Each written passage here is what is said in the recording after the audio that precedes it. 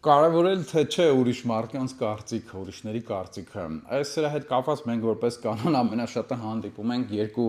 ծայրահեղ բևեռների, երբ որ մի դեպքում մարդիկ կարող են ասել կամ նույնիսկ սեփական վարքով ցույց տալ, թե ինչքան կարևոր է ուրիշների կարծիքը, թե ինչ կմտածեն մարդիկ իմ մասին, բա որ այսպես անեմ, ամոթ է, բա ինչ կմտածեն, բա որ ես վատանամ այնտեղ, ասենք տագնապային խանգարումների ժամանակ շատ հաճախ լինում է, բա որ վատանամ ինձ ված գամ կմտածեն հիվանդ եմ, բա ինչ կմտածեն, ամոթ է հայտարարել եմ, ու sense բաներ էլի լիք ինձնից լավ գիտեք, կարող եք շարունակել, բայց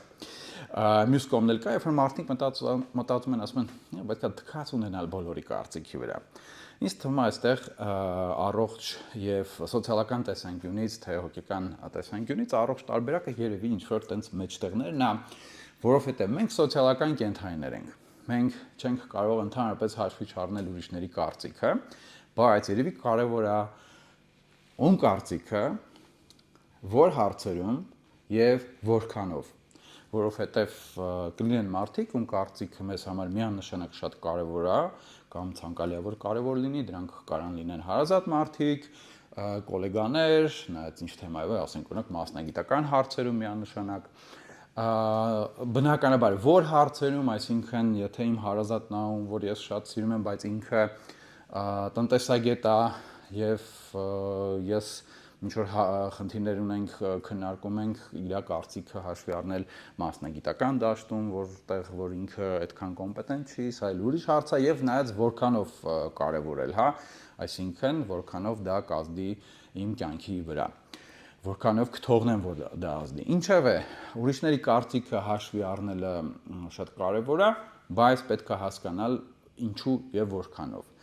Մի փոքր ուզում եմ հիշեցնեմ, մի փոքր անդրադարձ անցյալին, որ ուրիշների կարծիքը կարևոր է եղել միշտ այն պատճառով, որ գրեթե միշտ դա կապ ունեցել մեր ուղիղ գոյության հետ,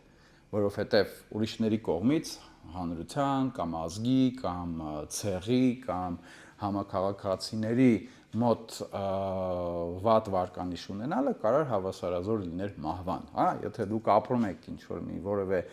անտիկ կամ նույնիսկ միջնադարյան քաղաքում կամ գյուղում, եթե ձեզ այդտեղից վտարեն, բոլորը ձեզ չսիրեն, որոշեն, որ դուք վատն եք ու ձեզ պետք է վտարեն, դա կարող հավասար լիներ մահվան։ Բայց այսօր ոնց որ ժամանակակից աշխարհում այդպես չի բնականաբար, հա,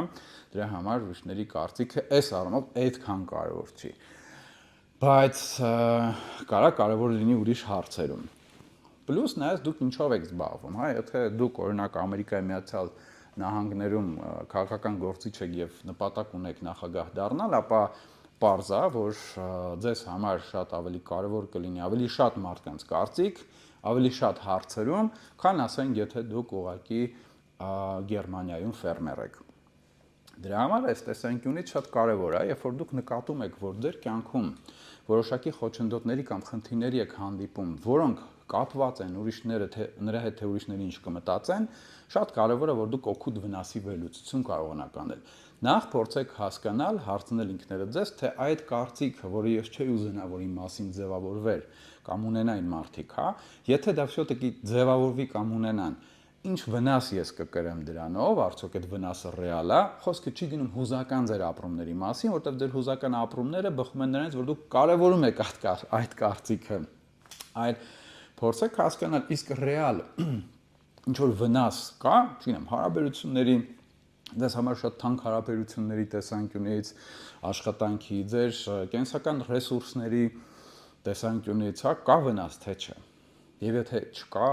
կամ կա, ըստ այդմ արդեն փորձեք հասկանալ, եթե վնասը այսքան է, կամ չգիտեմ, այսքան է,